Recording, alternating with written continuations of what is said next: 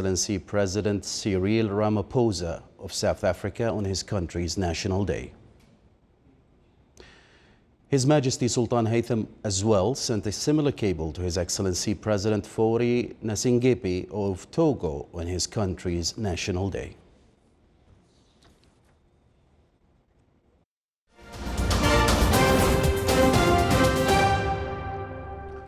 The Ministry of Health announced 93 new confirmed cases of COVID-19, which brings the total number registered in the Sultanate to 1,998, including 10 deaths. The Ministry of Health stresses that 333 cases have been recovered.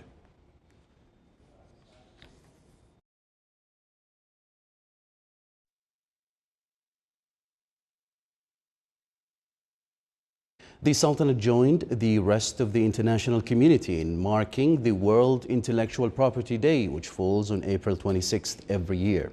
This year, the event is themed Innovative for a Green Future.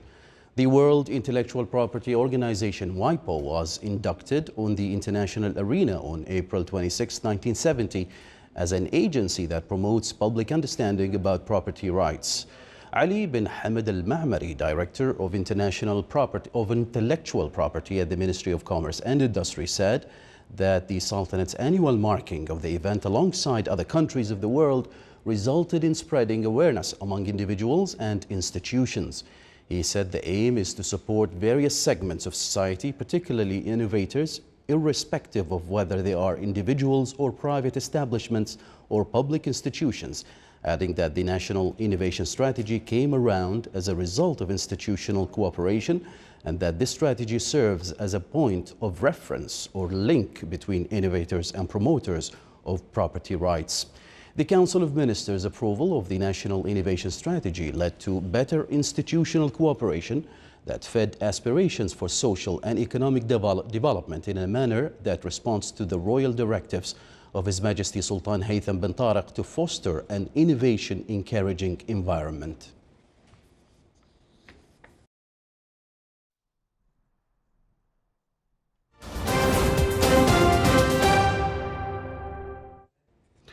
Welcome back to the news from the Sultanate of Oman Television. People in Idlib, the last rebel-controlled province in Syria, said they were struggling to prepare for Ramadan because of expensive prices for goods and food. A displaced woman from Deir ez-Zor who has to provide for 13 members of her family said there are no Ramadan preparations because everything is expensive. Some 3 million people are crammed into Idlib. About 1 million people were displaced in the early months of the year in the wake of a Russian-backed Syrian offensive. India's Prime Minister cautioned the country's 1.3 billion people against any complacency in the fight against the new coronavirus epidemic, as some lockdown restrictions were eased. During a 30-minute radio talk program today, Prime Minister Narendra Modi said people would have to change their social habits by sticking to social distancing, wearing a face mask and not spitting in public places. Modi put India under a strict lockdown from March 25th until May 3rd to fight the virus. The restrictions have been eased somewhat by allowing neighborhood shops to reopen and manufacturing and farming activities to resume in rural areas. Modi said India was heeding the call for humanitarian needs by supplying medicines to other countries. India has so far recorded more than 25,000 positive cases with 824 deaths.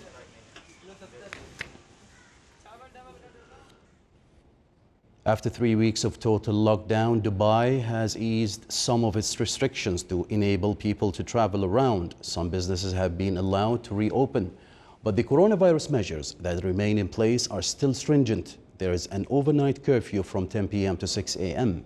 Public transport has started running again, but passengers on the Dubai Metro have to wear face masks and maintain a suitable distance from each other. The United Arab Emirates, of which Dubai is part, has reported 9,813 virus cases and 71 deaths. For most people, the new coronavirus causes mild or moderate symptoms, such as fever and cough, that clear up in 2 to 3 weeks. For some, especially older adults and people with existing health problems, it can cause more severe illness.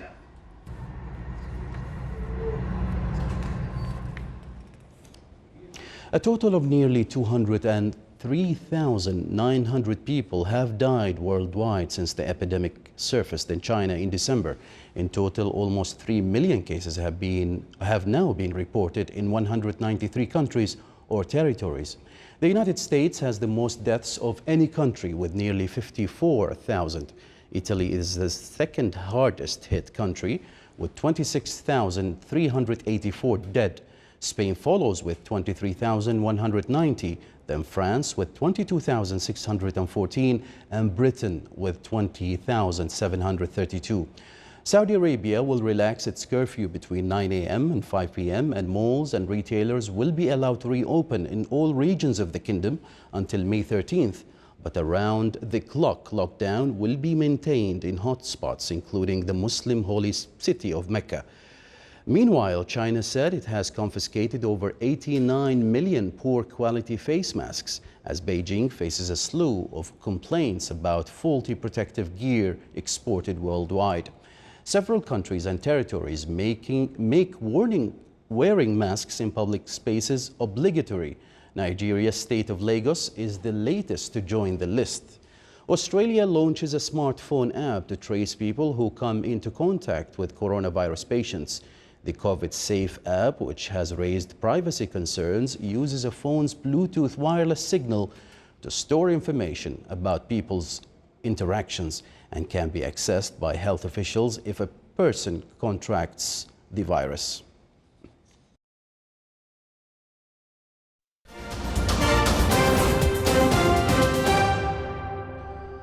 Back to some more local news. The Deanship of Admission and Registration at Sultan Qaboos University received ISO for admission and registration services after meeting all the requirements for the quality management system and passing successfully all stages of internal and external evaluation.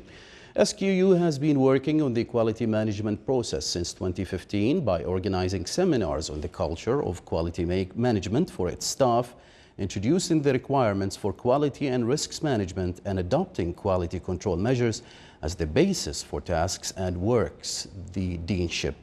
The certificate was received by His Excellency Dr. Ali bin Saud al-Bimani, Vice Chancellor of SQU, in the presence of a number of invitees, a representative of the consulting company and a representative of the external audit company. Oman Post Company, one of the Asyad Group companies, launched the international courier service to ship parcels, items, and urgent international documents to more than 220 destinations around the world.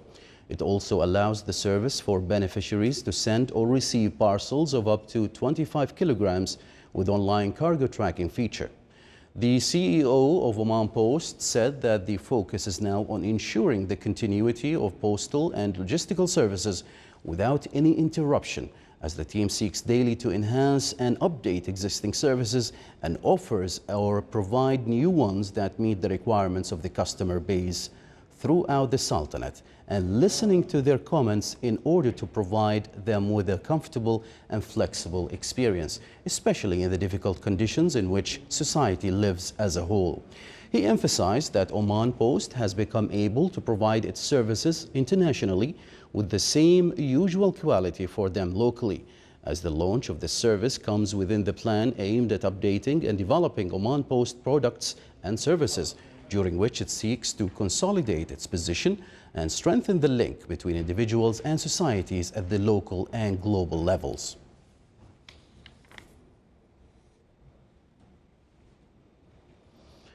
Here are the Ramadan times for tomorrow.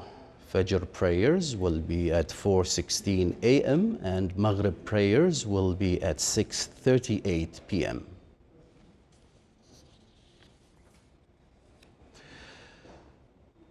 This is the Sultanate of Oman Television. Before we end tonight's bulletin, here are the main points once again.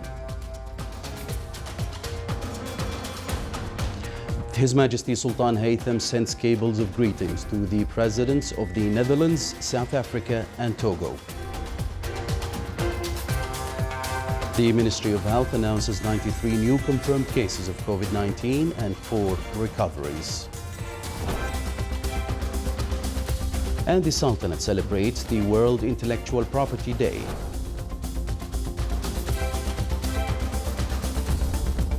With that, we come to the end of tonight's news bulletin. From all of us here at the newsroom and the studios, it's good night.